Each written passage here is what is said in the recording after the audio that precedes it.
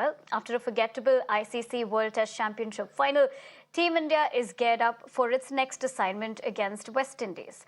The BCCI declared the squads for the tour, where the Indian team will be playing 2 tests, 3 one-day internationals, and a 5-match T20 International series starting from July 12th.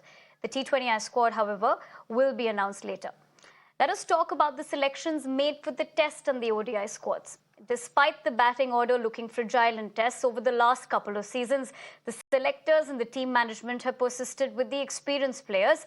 But with the batting problems continuing in the final and the team banking on the lower order for the rescue time and again, even in home conditions, changes were always on the cards for the next cycle of the WTC that, of course, begins for India in the West Indies.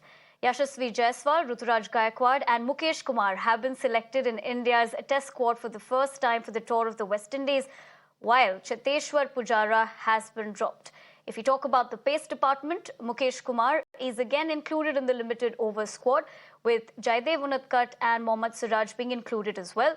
Umran Malik completes the pace bowling department for ODI, while India have also included 4 spinning bowling options in the ODI squad, that is with Yuzvendra Chahal, Kuldeep Yadav, Ravindra Jadeja and Aksar Patel all making the cut. While Ajinkya Rahane returns to Vice Test captaincy, Hardik Pandya is named as Rohit Sharma's deputy for the ODI squad. All right, to kind of look into the insights and, of course, predictions like always and what this really means for Team India going into this tour, let me take that conversation forward. I'm being joined in by Vedam Jaishankar, sports journalist. Vedam, thank you very much for once again joining us here on Mirror Now. Great to see you once again. You know, there's something that you had spoken during the WTC final when we were discussing the permutations and combinations. You did say that the selectors might have to think about a lot of the selections that they went for. How do you look at this? One of the names, of course, the talking point has been that they have dropped Cheteshwar Pujara, but at the same time giving opportunities to youngsters as well. Yeah, they have, but then, it's a half-done job. I can say it's a half-baked selections.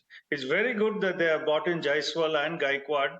That's very good, of course. But then if you look at the batting lineup, who's going to open the batting? Rohit Sharma is there. So obviously it has to be either Jaiswal or Gaikwad, with the other coming at number 3. I would have preferred them to get rid of both Rohit Sharma and Rahane, both of them, and build the team around the others. Because, like you said correctly in your intro, we're looking at the next cycle. That's 2 years from now. So from 2 years from now, none of these people are going to be around. I don't expect Rohit Sharma to be around. Rahane was not around for more than a year, and he just played the WTC match. But you look at some of the others also. It's a very good move that they got rid of Umesh Yadav.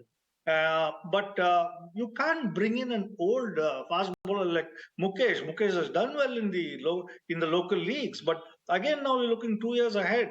He's already about 31 or 32. He's going to be about 34, 35 at the time when the World WTC final comes in.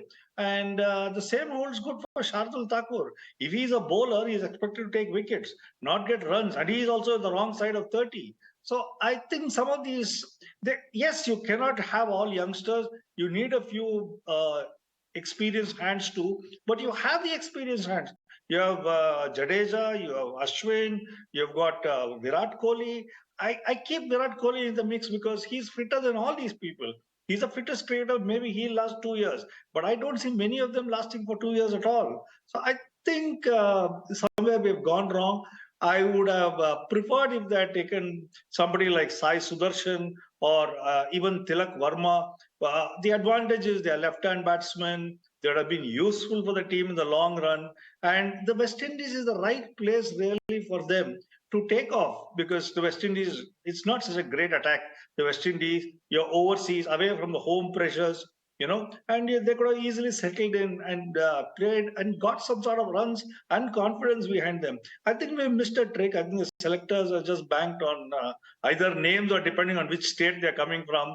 Maybe they're worried about some of the office bearers, which also brings me to Jaydev Unadkat. What's the point in selecting him? If you're going to play him in the 11, fine. But I don't see seriously Jaydev Unadkat getting into the 11 if they're going to choose a team. Because Siraj is your number 1 bowler, number 1 fast bowler that is. And I Right. really don't see where this is heading. Even in the ODI squad, if we are talking about the ODI squad also, maybe Rinku Singh should have got in. We've got too many batsmen there in that ODI squad. Sorry, too many bowlers there in that ODI squad.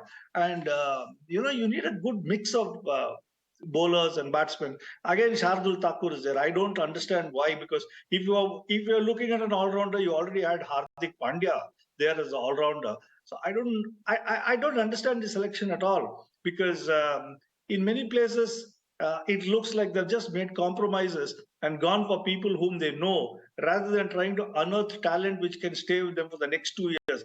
I can understand the ODI squad a bit, because we have a big major World Cup coming.